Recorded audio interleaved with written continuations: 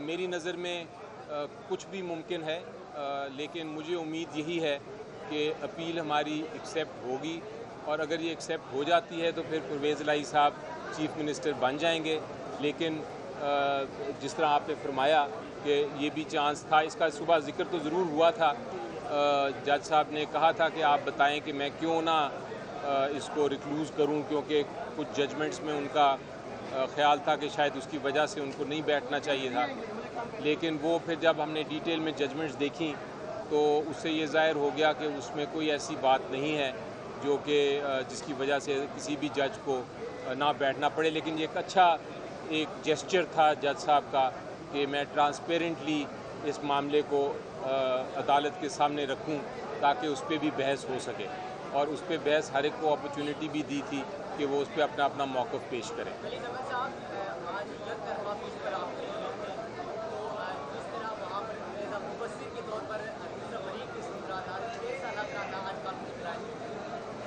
آج دیکھیں، جو بحث تو آرٹیکل 63A پہ میرٹس پہ کچھ وکلاء نے کل بھی کی تھی، کچھ ہفتے کو بھی کی تھی، اس سے پہلے جو لاہور میں ہیئرنگ ہوئی تھی، اور اس کے بعد سب وکلاء کا موقف جو ہے وہ آ گیا تھا رائٹنگ میں، اور اٹارنی جنرل صاحب کی جو ریپرزینٹیو تھے انہوں نے بھی حکومت کی طرف سے، جو حکومت کے ریپرزینٹیو ہوتے ہیں، انہوں نے بھی آج بحث کر لی تھی۔ تو اس میں انفیکٹ جج صاحبان نے یہ سوچا کہ چونکہ اب آج کے دن کوئی وکیل دوسری طرف سے پیش نہیں ہے تو ہم ان کی بحث اپنی طرف سے سن لیں اور سوالات پوچھیں۔ تو عدالت نے میرے سے کافی سارے سوالات پوچھے، اور کافی سارے سیریس سوال تھے، انٹرسٹنگ لیگل سوال تھے جن کا جواب مجھے دینا پڑا۔ انہوں نے ججمنٹس کا بھی پوائنٹ آؤٹ کیا، اور انہوں نے یہ بھی کہا کہ آپ پڑھ کے سنائیں جو اپلیکیشنز دی ہیں اور جو جواب دیے ہیں، اور جو ریٹن آرگومنٹس دی ہیں دوسری سائڈ نے، اور ان کا بھی جواب دیں۔ تو میرا خیال ہے عدالت نے اپنی بھرپور کوشش کی ہے کہ بائیکاٹ کے باوجود وہ سب کو سنیں، اور انفیکٹ گورنمنٹ تو ریپرزینٹیڈ تھی کیونکہ اٹارنی جنرل صاحب ادھر تھے، اٹارنی جنرل آفس کے انہوں نے بحث کی، تو اس لیے یہ بھی نہیں کہا جا سکتا کہ حکومت ریپرزینٹیڈ نہیں تھی، وہ بالکل ریپرزینٹیڈ تھے۔ 27 کا نوٹس تھا، وہ تو آپ کو پتہ ہے کہ وہ تو عدالت کی معاملت کر رہے تھے نا، وفاق کی نمائندگی تو ہی کر رہے تھے آج نہیں، لیکن اٹارنی تو خبر یہی دی ہے کہ وہ عدالت کی معاملت کے لیے آئے ہیں۔ وہ یہ بات درست ہے، لیکن جب 27A کا یہ مطلب نہیں ہے کہ حکومت کو ریپرزینٹ نہیں کرتے، وہ حکومت کا ہی موقف پیش کرتے ہیں اٹارنی جنرل 27A کے تحت بھی، کیونکہ وہ ہیں حکومت کے اسپوکس پرسن آئین کے تحت، اور ان کا سارا آفس آئین کے تحت حکومت کا ہی تشریح کرتا ہے ان کے موقف کی۔ پارلیمنٹ میں موجود تمام جماعتیں صرف PTI کو چھوڑ کر وہ اس عدالتی کارروائی کا بائیکاٹ کر کے چلی گئی ہے، دوسری طرف جو آپ کی لائر فیکلٹی ہے وہ بھی ڈویژن نظر آتی ہے۔ اس فیصلے کے جنرل پبلک کو پھر نظام عدل پر کیا دور سکتا ہے؟ دیکھیں، یہ نہیں ہو سکتا جی کہ کوئی بھی، میری نظر میں کوئی بھی فریق، چاہے وہ اہم ہو یا وہ ایک غریب آدمی ہو، کوئی بھی فریق یہ ڈیمانڈ نہیں کر سکتا کہ ہمارا جو مقدمہ ہے بڑا ضروری ہے اور آپ اس پہ فل کورٹ بٹھا لیں۔ آج تک 25 سال ہو گئے ہیں، پچھلے 25 سال میں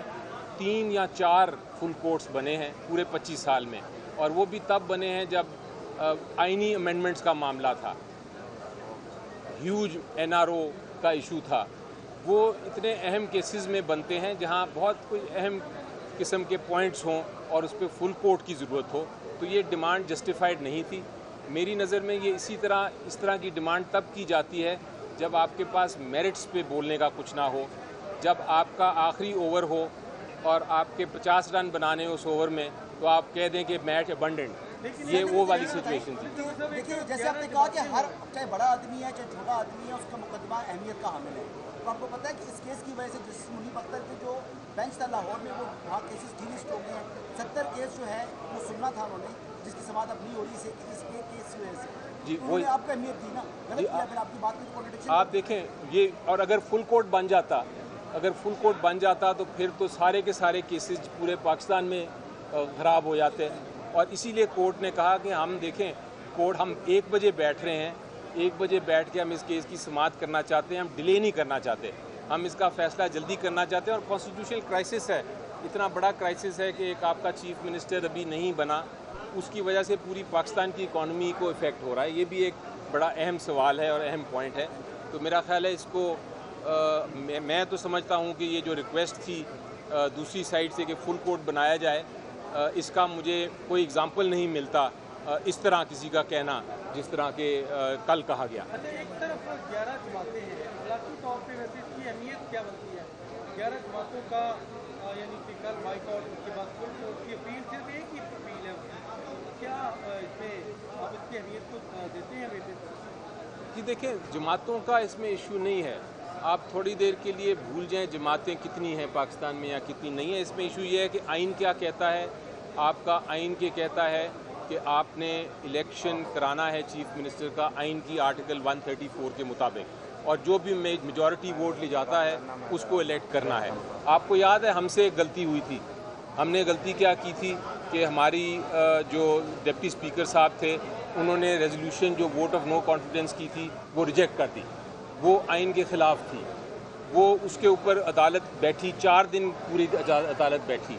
4 دن میں ہیئرنگ کی، ساری اپلیکیشنز دیں، ہم نے تو بائیکاٹ نہیں کیا، 4 دن میں فیصلہ سنا دیا، شارٹ آرڈر شام کو رات کو 4 دن میں سنا دیا اور وہ ووٹ آف نو کانفیڈنس بن گیا۔ ہم نے تو کوئی بائیکاٹ کی بات نہیں کی، حالانکہ ہماری لارجسٹ جماعت تھی۔ تو جماعت کا بڑا ہونا یا تعداد ہونا فرق نہیں پڑتا، ایشو یہ ہے کہ آئین کے مطابق کیا چیز ہونی چاہیے، اور میری نظر میں آئین کے مطابق یہی ہونا چاہیے۔ Thank you.